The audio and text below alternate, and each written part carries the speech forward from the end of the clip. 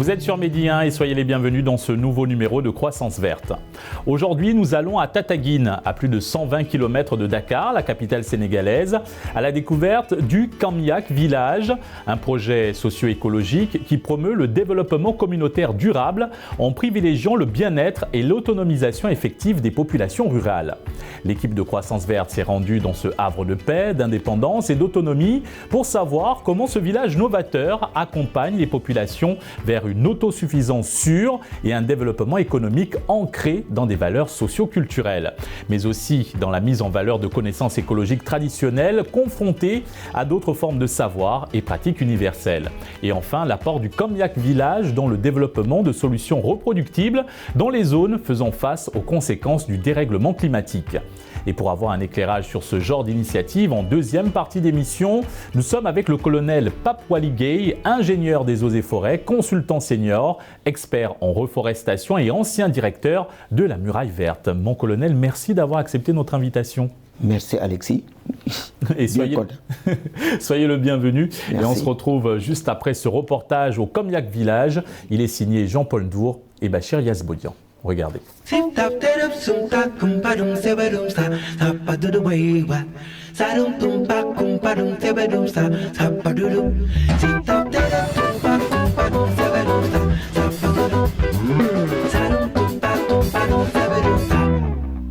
Tataguine.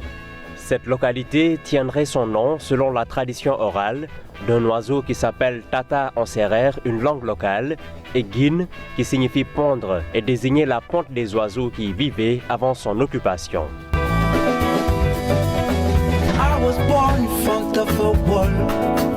C'est dans cette contrée, autrefois très verdoyante, que se trouve Kamyak Village.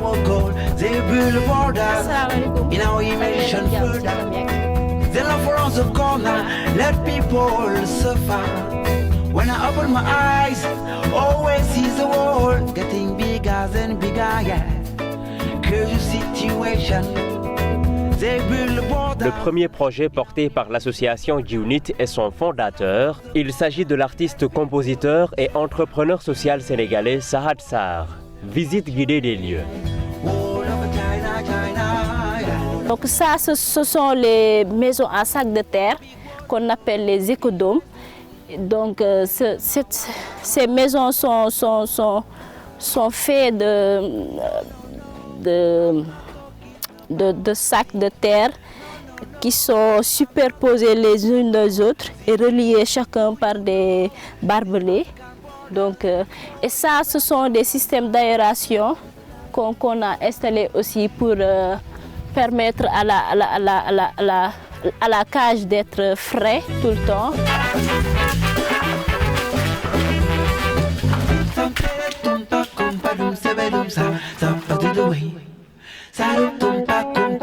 En Wolof, une langue locale très répandue au Sénégal, Djiu signifie la semence et Nit, l'humain. Cette métaphore met en image leur ambition, semer une graine d'humanité partout dans le monde. Nous avons ici les tribocs, qui sont des toilettes à compost. Ce sont les premiers tribocs installés au Sénégal, qui est un système de compostage aussi naturel, qui fournit beaucoup de compost et qui permet aux plantes aussi de grandir très vite. Voilà, parce que ce sont les racines qui partent directement puiser la nourriture dans cette fosse-là. Parce que cette carré-là, c'est une fosse perdue. Et l'avantage, c'est qu'on pourra le récupérer juste quand le compost est bien fermenté. On a juste les grilles. On peut récupérer le compost et le fumer pour les arbres. Et le recouvrir encore et mettre aussi la paille dedans. Donc c'est un système très pratique qui permet aussi de fertiliser le sol, et ça n'a pas d'odeur. C'est bien ici dans l'espace et on l'utilise. Plus il est utilisé, plus on n'a pas besoin tout le temps d'arroser les plantes qui sont aux alentours. Le village doit son nom à un homme serviable appelé Yak. Selon le récit, cet homme aurait forcé un puits appelé Gam dans lequel les habitants puisaient leur eau. Par déformation de la prononciation, l'appellation Kamiak est restée jusqu'à aujourd'hui.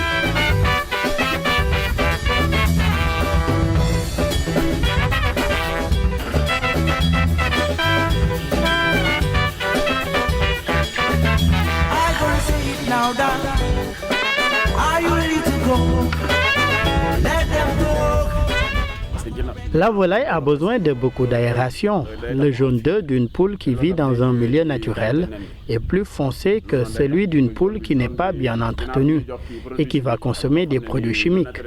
J'ai remarqué chez mes poules que quand elles manquent de fibres, elles cassent leurs œufs et les boivent. Cela prouve qu'il leur manque quelque chose dans leur croissance. Plus les poulets grandissent, plus nous leur amenons de la paille.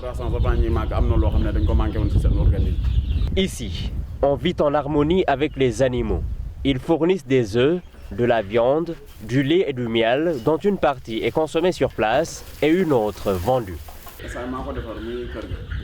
Je concocte des antibiotiques faits maison.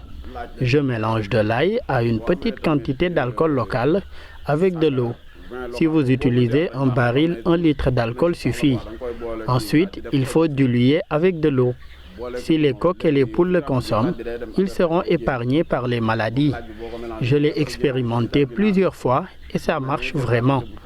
Dans les autres concessions, pas un jour ne passe sans qu'on m'informe de la mort de beaucoup de poules.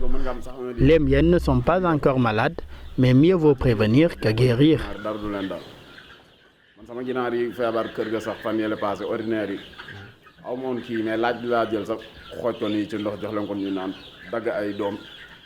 Jiunit est né de la rencontre d'une douzaine de personnes venues des 4 coins du globe et ayant décidé de s'unir dans un projet global, mais chacun dans son domaine de prédilection.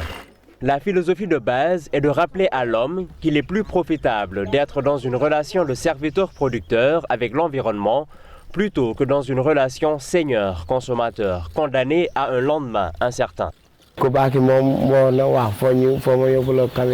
C'est mon ami Cheikh Abdou Karim Sarr qui m'a demandé de venir à Kamiak. Il a été séduit par ma façon de chanter durant les cérémonies religieuses. Je me plais beaucoup ici. J'ai toujours rêvé vivre d'une façon. Créés ensemble par l'action et l'engagement. Ils pensent que c'est en réfléchissant ensemble, en mettant des actions concrètes, qu'ils vont élaborer des espaces de création itinérants qui porteront leurs fruits sur le long terme. L'énergie, bon, d'après avoir fait le constat que dans ces zones c'est un peu chaud, c'est pourquoi on a adopté le système alternatif sur les panneaux solaires. Cet écovillage Kamiak a été électrifié tous par des panneaux solaires. C'est ça qu'on utilise pour les pompes, c'est ça qu'on utilise pour l'électricité qui est ici. Dans cette zone, c'est fatigue quoi. Bon, on a des problèmes avec le sol. On ne dit pas que ce sont des mauvais sols, mais ce sont des sols qui sont un peu pauvres parce qu'on les a cultivés pendant des années avec deux spécicules comme l'arachide et le mil. C'est pourquoi le sol est un peu faible. C'est ça qui nous a rendu un peu difficile la tâche. Depuis 2 ans, 3 ans, on y travaille le sol, mais on croit y arriver avec nos systèmes d'intégration comme d'intégrer des arbres fertilisateurs sur le sol et de faire des composts naturels, biocompost et des pesticides naturels. Indépendance et liberté ne peuvent être imaginées indissociablement, estiment les membres de l'association. L'indépendance n'est pas entendue ici en tant qu'autarcie. Il s'agit de faire les actes choisis collectivement, penser indépendamment des influences extérieures. Le concept sur l'agroécologie, c'est l'autonomisation d'abord. L'autonomisation, offre d'emploi aussi. Et c'est comme une sorte une passion quoi. L'agroécologie pour nous, pour moi, c'est une passion. Et aussi, une sorte de rester au village aussi, de travailler dans le village et de réussir au village aussi. L'agroécologie pour faire ça.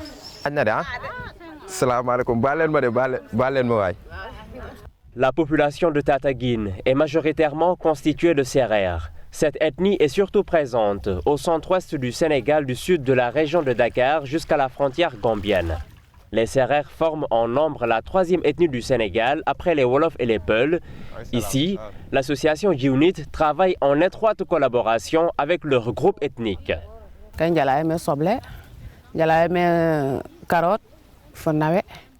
Nous produisons des oignons, des carottes, du navet, des aubergines, du piment. Les femmes sont très douées et elles arrivent à faire tout ce qu'on leur enseigne. Chaque matin et chaque soir, nous arrosons 6 fois chaque plante et enlevons les mauvaises herbes de même que de l'engrais. Les habits et autres, nous vivons en parfaite harmonie. Ils nous aident à chaque fois que nous avons des difficultés. Quand ils ont besoin de nous aussi, nous sommes toujours là pour eux. Tous les lundis et jeudis, 12 femmes provenant des villages environnants produisent du savon à base de produits 100% locaux. Le but est de les autonomiser en favorisant le partage pour mieux valoriser le savoir.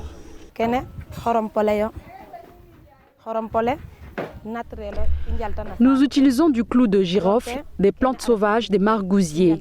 Nous utilisons aussi les feuilles de moringa, mais il n'y en a pas actuellement. Ça n'a aucun effet négatif sur la peau. Dans le village, nous vendons le savon à 200 francs CFA et 500 francs en dehors du village, soit moins d'1 euro. On s'en sort bien, mais puisque le prix de l'huile a augmenté, nous allons aussi revoir nos prix à la hausse. Nous avons un bénéfice sur chaque savon vendu. Par journée de travail, nous avons 1500 francs CFA, un peu plus de 2 euros. Djiwounit nous a réveillés d'un sommeil très profond. Désormais, toutes les femmes qui le veulent peuvent travailler et gagner dignement leur vie.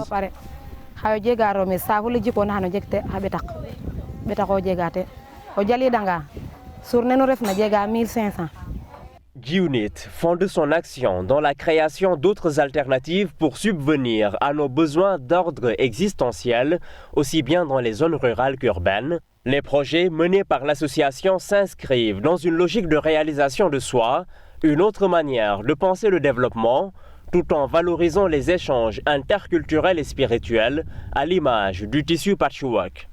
L'association Djiwounit, née à Dakar en 2018 et à Cologne en Allemagne la même année, a vu son modèle reproduit en 2019 à Bordeaux, en France.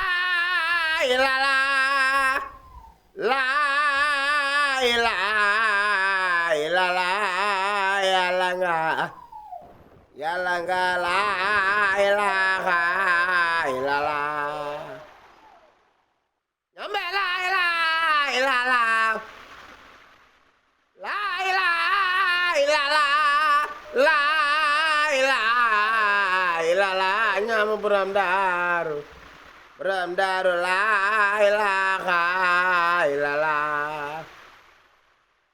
Nyambe la ilaha illallah. La ilaha illallah.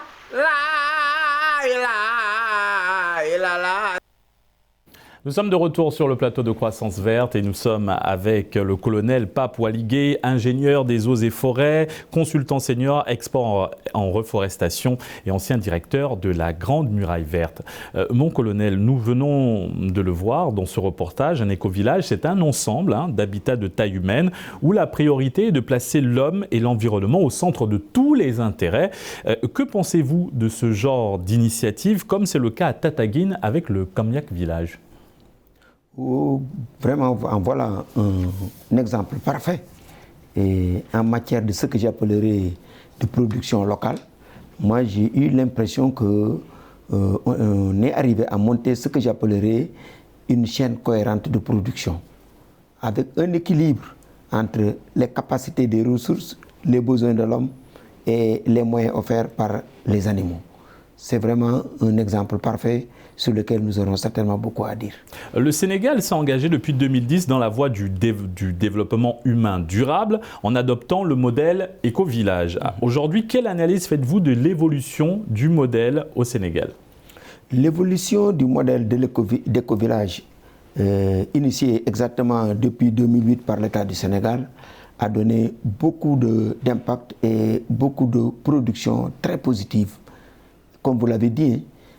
Mais la particularité de ce que nous venons de voir, c'est une action un peu particulière, réalisée par les producteurs, gérée par les ruraux et où la présence de l'État n'est pas très bien ressentie. Et c'est ça qui en fait son intérêt. J'ai l'impression que ce que nous venons de voir contribue fortement à corriger ce que j'appelle une fracture entre la forte avance de l'État par rapport au grand retard, disons, des acteurs locaux que sont les populations, les élus locaux ou même le secteur privé. Vraiment, ce que nous venons de voir compense ce que j'appelle cette fracture qui peut être aussi dans d'autres acteurs, dans d'autres domaines et que nous pourrons voir. Donc chapeau pour vraiment ce qu'on vient de voir à Comillac, c'est vraiment enchantant et je crois que si, comme vous venez de dire, on revient un peu à la notion d'éco-village développée par l'État du Sénégal entre 2008 et maintenant, vraiment c'est une des opérations de production et de protection écologique les plus réussies au Sénégal et nous pourrons en reparler encore. Et le pays accorde justement une grande importance au développement des écovillages au point de lui consacrer une agence chargée des écovillages et de la Grande Muraille Verte. En tant qu'ingénieur des eaux et forêts, expert environnement et aussi en tant qu'ancien directeur de la Grande Muraille Verte, qu'est-ce que cela vous inspire? Ça m'inspire un sentiment d'abord de fierté et de satisfaction puisque la dimension actuelle, donc c'est plutôt l'agence sénégalaise de la reforestation et de la Grande Muraille Verte qui a réussi à regrouper ce que nous faisions, ce que l'État du Sénégal développait dans le temps jusqu'à il y a 2 ans à travers l'Agence nationale des écovillages et à travers aussi l'Agence nationale de la Grande Muraille Verte. C'était une fusion nécessaire et une action logique de les regrouper aujourd'hui pour pouvoir faire des complémentarités vraiment très appréciables dans ces actions-là. Selon vous, est-ce que le modèle des éco-villages ne pourrait pas contribuer à lutter contre l'exode rural par un développement à la base au niveau des communautés? Ah, effectivement, puisque vous savez, pour pouvoir s'orienter vers un éco-village, je vous donne 3 aspects importants qui vont effectivement avoir des impacts sur la fixation des populations. Pour qu'un village, dans le domaine, dans la démarche de l'État, je veux dire, puisse être converti en éco-village, il faut d'abord un engagement manifeste des populations. Il faut que ça soit leur propre affaire. Mieux, il faut qu'il y ait suffisamment de terres que l'on peut donc valoriser pour pouvoir faire ce modèle-là que nous voulons de voir. Mais autre chose, et c'est important, il faut que là où on le fait, il faut qu'il y ait d'autres acteurs, d'autres partenaires de développement qui puissent entrer en synergie avec la Grande Muraille Verte, avec les écovillages. Et ça, c'est très important, puisque le développement n'est pas un seul secteur, c'est un aspect multisectoriel dans lequel il faut donc des équilibres. Et un aspect important aussi, il faut que pour pouvoir ériger un village en éco-village, qu'on ait cet effet de polarisation. C'est-à-dire qu'on va commencer à le faire dans un village où l'action de développement ne se limite pas seulement au village centre. Mais il faut que ce village centre ait des capacités de polarisation d'autres villages autour. Et c'est ce qui fait qu'on multiplie facilement les effets de production et de valorisation des potentialités. Alors, selon vous, est-ce que le modèle des écovillages ne pourrait pas contribuer à lutter contre l'exode rural par un développement à la base au niveau des communautés? Effectivement, et pour pouvoir bien l'apprécier, il faut peut-être rappeler un peu alors, les conditionnalités d'érection d'un village en éco-village. Justement, quels sont les critères à prendre en compte pour assurer les développements des éco-villages de manière durable et d'abord pour les mettre en place? Exact. Donc, je disais que un éco-village doit être la création d'un besoin local. Il faut une volonté manifeste des populations pour s'engager dans le village à le transformer en éco-village. Ça, c'est important. Il faut aussi que le village qui veut devenir éco-village ait suffisamment de terre pour pouvoir valoriser les potentialités que nous venons de voir, du similaire à ce que nous venons de voir dans l'éco-village de Comillac. Mais c'est important, ça aussi, il faut que au niveau du village, il y ait d'autres activités de production qui puissent entrer en synergie avec le programme éco-village. Et un dernier élément important, il faut que l'éco-village aussi, qui est le point de départ, puisse avoir un effet d'entraînement et de polarisation dans d'autres localités. Et une fois que c'est réussi, pour répondre exactement à ce que vous avez dit, mais les populations qui étaient là n'ont plus besoin de quitter pour aller dans le milieu urbain ou pour aller donc à l'extérieur du Sénégal. Donc voilà un élément fort de fixation et de limitation ou bien de suppression même du besoin d'immigration des jeunes. Et voilà aussi un besoin qui fait de la création d'emplois. Parce que comme vous l'avez vu dans le film que nous venons de voir, c'est encore beaucoup plus expressif dans beaucoup d'autres éco-villages créés au Sénégal où beaucoup de jeunes ont trouvé maintenant un emploi permanent qui leur rapporte chaque jour quelque chose et qui n'ont plus besoin donc d'aller. Donc il y a une création d'emplois où aujourd'hui les éco-villages réalisés au Sénégal, dont 150 sont fonctionnels, arrivent à offrir de l'emploi à plus de 60 000 jeunes à travers le pays. Aujourd'hui, quel rôle jouent les éco-villages dans le maintien de la biodiversité, de la protection et de la restauration de l'habitat naturel? Un rôle très important. Vous l'avez vu d'abord sur le domaine écologique, tout est valorisé, y compris même tout ce qui est déchets organiques, tout ce qui est donc valorisation du potentiel des ressources naturelles disponibles. Donc c'est vraiment un moyen pour pouvoir faire une production et une valorisation complète. Vous l'avez vu.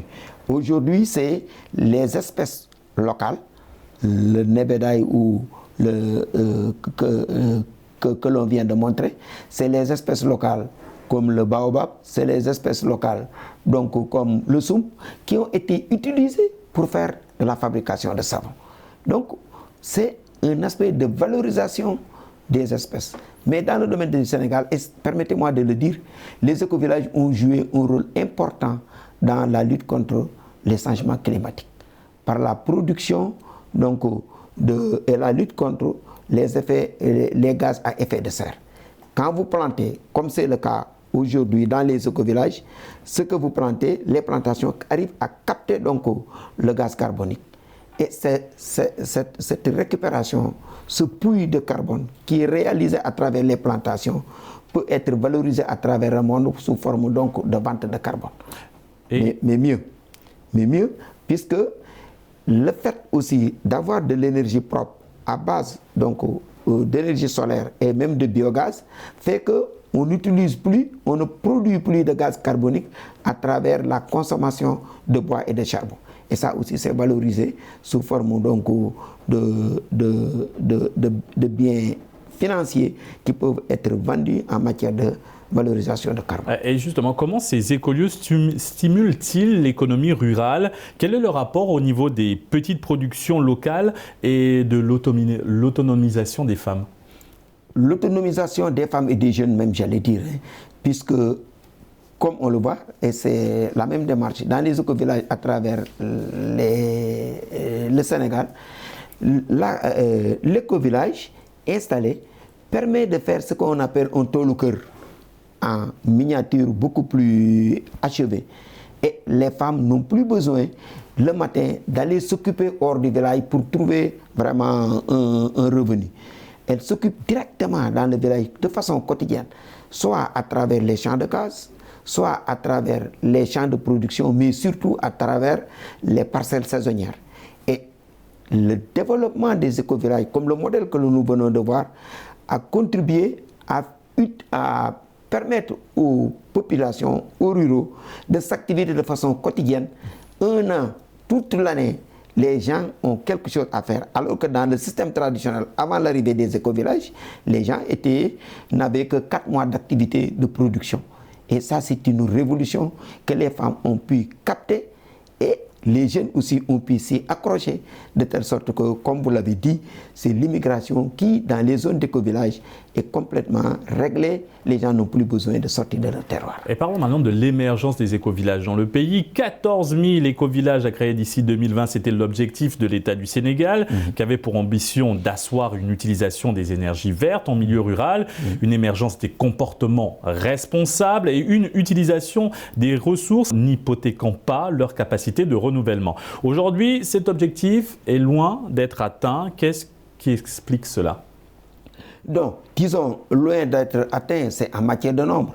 Mais par rapport à l'impact laissé dans le pays je crois qu'on a vraiment atteint les objectifs que l'on voulait. Parce que, savez-vous que le nombre de villages, en fait, c'est important, mais ce n'est pas fondamental. Puisque, comme je vous l'ai dit au départ, un éco-village, pour être un centre, a beaucoup d'exigences que tous les autres villages ne peuvent pas avoir. Si on dit que l'éco-village aujourd'hui, qui est basé par exemple à Bakombel, dans le Sandiara, dans le département donc, de Mbour, peut jouer un rôle d'entraînement. Au départ, on pense que ça doit jouer un rôle d'entraînement de 20 villages autour. Dès que donc, le processus est monté, c'est en calculant donc, ces effets d'entraînement et de polarisation qu'on en arrive à ces 14 000. Mais aujourd'hui, Bakombel, non seulement a donné de très bons résultats, mais il a fait un effet d'entraînement dans une dizaine d'autres villages qui en ont tiré un grand profit. Et un problème a été réglé partout où on a fait des éco-villages. Ce n'est pas un grand retard. Ce n'est pas un grand retard, puisque plus le processus se déroule, plus la polarisation est beaucoup plus facile. Et si vous allez dans le Matam ou le Tambacounda, c'est des centaines et des centaines de villages qui viennent s'accrocher dans les villages centres.